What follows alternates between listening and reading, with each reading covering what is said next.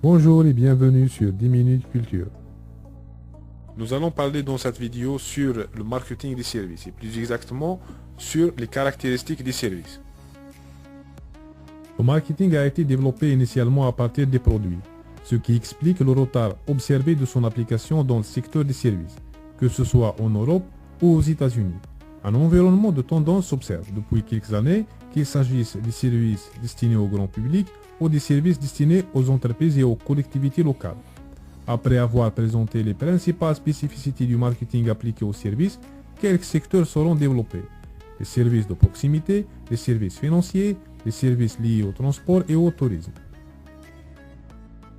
Analysés par rapport aux produits, les services se caractérisent essentiellement par leur intangibilité, l'incapacité de les stocker, leur caractère indivisible et variable.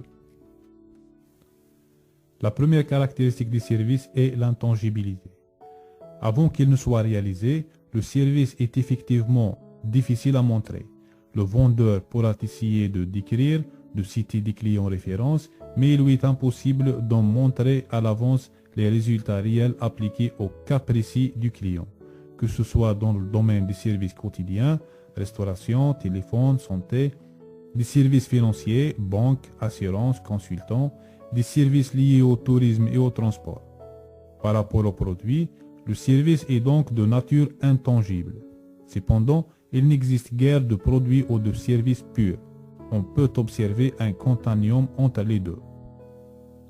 Soit parce que le service est la prolongation du produit au titre du service après-vente, de la maintenance et de la réparation. Soit parce que le service lui-même comporte des éléments tangibles après sa réalisation. Gamme des plats proposés à la cafétéria ou dans un avion, régularité de fonctionnement de la machine-outil, remise de la facture de téléphone ou de l'eau consommée. Le service est constitué en fait par une combinaison d'éléments tangibles et intangibles, si bien que des classifications ont été proposées en fonction de la dominante tangible ou intangible des différents services. Les services d'hôtellerie et de restauration sont considérés comme plutôt tangibles et les services de banque et d'assurance ou de formation par exemple à dominante intangible. En analysant les combinaisons, on s'aperçoit que plus un service est intangible, plus il est difficile d'utiliser les outils standards du marketing développés au départ pour les seuls produits. En communication par exemple, en l'absence de preuves tangibles de la supériorité du produit, le bouche à oreille revêt une importance primordiale. La deuxième caractéristique des services est la périssabilité. La périssabilité traduit l'idée que, généralement, les services ne sont pas stockables. On peut citer l'exemple, valable aussi bien dans les deux logiques grand public que business to business, du nombre de sièges disponibles dans un avion. Les sièges vides au décollage représentent une perte de revenus qui n'est pas rattrapable sur les vols suivants. C'est la raison du développement actuel du yield management, qui consiste à proposer à des prix minorés les places restées disponibles quelques heures avant le décollage de l'avion ou le début d'un spectacle. Contrairement à la gestion d'un produit, on ne peut jouer sur les stocks. La limite est imposée par la capacité de production. Dans l'activité de l'hôtellerie par exemple, la limite est liée à la capacité d'accueil. La troisième caractéristique du service est l'indivisibilité. L'indivisibilité est une notion qui a été développée pour les services destinés au grand public. Cette caractéristique s'applique également aux services industriels, car le client va juger un tout. Par exemple, pour un service de restauration, il s'agira de l'ensemble des prestations de repas classiques ou cocktails, servis en soirée, au cadre et à l'amabilité du personnel. La prestation d'un restaurant ou d'une chaîne ne sera pas jugée sur la seule évaluation nutritionnelle ou gustative. C'est la prestation globale des clients sur le service de restauration qui sera prise en considération. La dernière caractéristique du service est la variabilité. L'idée de variabilité du service provient du fait que, contrairement au produit, il est difficilement standardisable. À la limite, la qualité change à chaque fois que le service est fourni. Dans la réalisation du service, entre en compte le facteur humain. Plus celui-ci est important, moins la prestation sera uniforme, car il est lié à l'individu qui l'assure. Par exemple, dans un restaurant, un repas sera plus ou moins apprécié en fonction du talent du cuisinier et de l'amabilité du serveur. Pour essayer de garantir une qualité standard, il s'agit de développer le contrôle de qualité et d'investir en procédures pour calibrer les différentes phases des prestations. La seconde source de variabilité provient du client lui-même, qui participe à la production du service. Ceci est à nuancer en fonction de l'activité du service.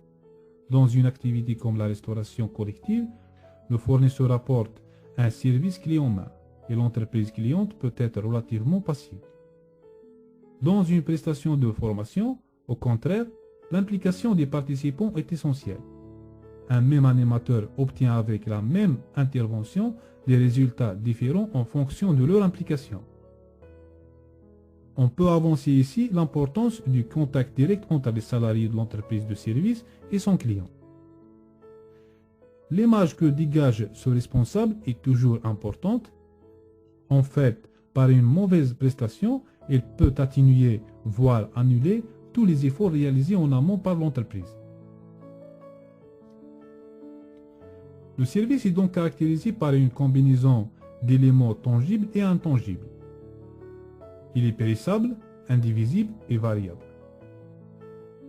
De plus, les clients acquérant un service payent en fait pour l'utilisation et l'accès au service. Le client ne perçoit pas de propriété du service. Toutes ces caractéristiques ajoutées doivent amener l'entreprise de service à réfléchir sur l'attente réelle de son client.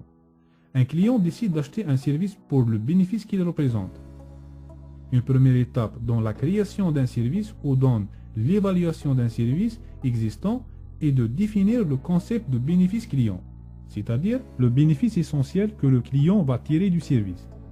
Une bonne analyse du bénéfice du client par l'observation attentive de toutes les attentes, qu'elles soient basées sur des attributs réels ou psychologiques, se traduit par la définition d'un concept fort d'offre de service.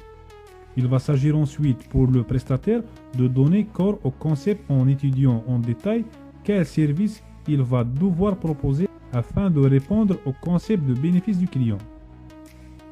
De leur cohérence dépendra la prestation globale du service et sa perception par le client.